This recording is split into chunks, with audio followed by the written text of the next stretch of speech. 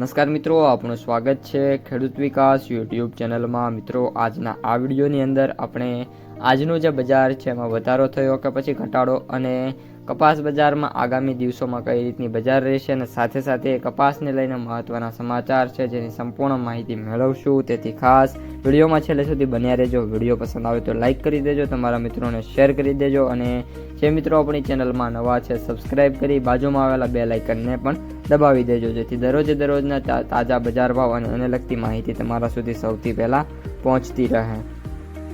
દિવાળીની રજાઓ બાદ ઘણા સમય પછી મિત્રો આજે માર્કેટ શરૂ થયું છે અને આજે બજારમાં વાત કરીએ તો સારી એવી તેજી પણ જોવા મળી છે અને મોસ્ટ ઓફ મિત્રો વરસાદી માહોલના કારણે જે કપાસની આવકો છે એ ખૂબ જ ઓછી રહી છે। સાથે સાથે ભાવની વાત કરીએ તો આજે જે ભાવ છે એમાં 1600થી લઈને 1650 રૂપિયા સુધીના ભાવ પણ જોવા મળી ગયા છે। મિત્રો, અપડેટ્સથી હવે શરૂઆત કરીએ તો દેશમાં લંબાતારી રૂની આયાતોમાં મોટો વધારો થવાનો અંદાજ છે। જો કે ભારત એક્સ્ટ્રા લોંગ સ્ટેબલ અને લોંગ સ્ટેપલ કપાસ રૂનું ઉત્પાદન વર્ષ 2024-25માં 1,10,000 ટન કર્યું હતું અને જે એક વર્ષ પહેલા 1 લાખ ટનનું હતું। તેમ છતાં આંતરરાષ્ટ્રીય કપાસ સલાહકાર સમિતિ અનુસાર તેની આયાત 90,000 ટનથી વધીને 2,65,000 ટન થવાનો અંદાજ છે।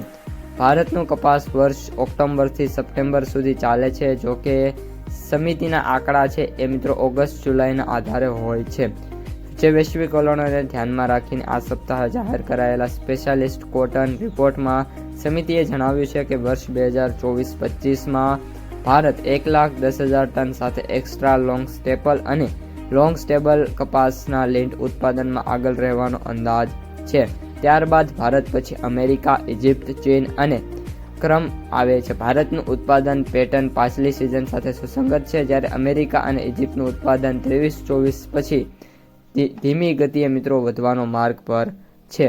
આ ઉપરાંત મિત્રો વાત કરીએ તો કપાસરૂ માટે વૈશ્વિક વેપાર સામાન્ય રીતે આંતરરાષ્ટ્રીય સ્તરે અસંગત HS કોડનો ઉપયોગ કરીને કરવામાં આવે છે, જે માંગ અને પુરવઠા ઉપર આધાર રાખે છે અને જે કાર્ય છે એને વિશ્લેષણ છે એને મુશ્કેલ બનાવે છે।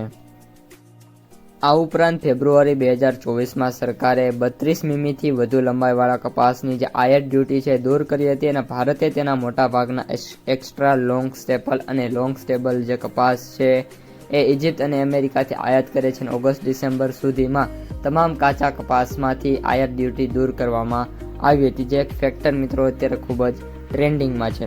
આ ઉપરાંત વાત કરીએ તો મિત્રો આગામી જે દિવસો છે આગાહી બાદના એ કપાસ માટે જોવાના રહેશે કે બજારમાં કઈ રીતનો માહોલ ચાલી રહ્યો છે। જો મિત્રો કન્ટિન્યુઅસલી બજારમાં સારી એવી આવક રહે અને સારો ક્વોલિટીવાળો કપાસ આવ્યો તો જે ભાવ છે એ મે બી અત્યારે જે રીતે નિષ્ણાંતોના જે રિપોર્ટ આવ્યો છે મુજબ 1,700 રૂપિયા સુધી પોસિબલ જોવા મળી રહ્યો છે। તો મિત્રો આ અત્યારની સમગ્ર માહિતી વિડીયો પસંદ આવ્યો હોય તો લાઇક, શેર, સબસ્ક્રાઇબ કરી દેજો। હવે મળીશું આવા જ એક બીજા વિડીયો સાથે આવતા વિડીયોમાં। ત્યાં સુધી આવજો, અસ્તુ, જય હિન્દ।